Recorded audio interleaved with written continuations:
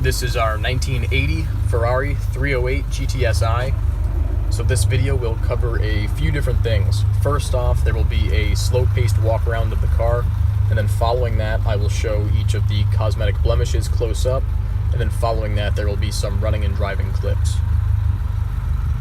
So we purchased the car here locally in Chicago from the second owner, a gentleman who had owned it since the late 90s. The car has seen one repaint in the original Rosso Corsa in its lifetime. Presents very, very well. Since taking the car in about a month ago, we have changed fluids and done a pretty thorough inspection. Visual inspection of the belts looks good, but we don't have much for service receipts. While we do have the manuals and spare, we don't have much for receipts. So we don't know when the last time the belt service was done. Obviously that's a sticking point with these cars. But we put a few hours of driving time on it. The car feels very good, and it passes the visual inspection. The compression numbers were very, very good, which you'll see in the listing. So the glass and light lenses are all clear and crack-free. Clearly garage kept all its life.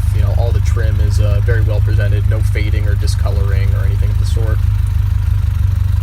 Body's nice and straight with no dents or dings. Wheels and tires are in nice shape. The wheels have a couple, very small signs of age, not curb rash, but just, a little bit of maybe discoloring, tiny bit.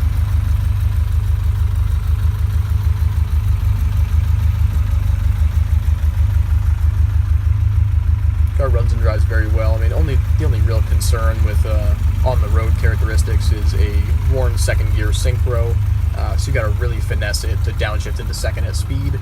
Other than that, all shifts are very smooth. The clutch is very healthy. There's no stuttering or anything. The car pulls really smoothly through the gears. It sounds great. So here are the cosmetic blemishes on the car. Again, very minor, but a couple little chips there you see along the door crease on the passenger side.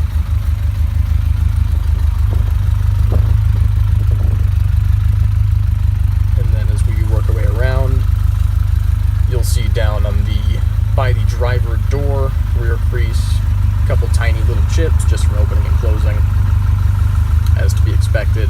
And then there is the one very small bubble that's on the car. You can see it right there. Other than that, the car presents phenomenally well. You can see just the quality of the finish right there.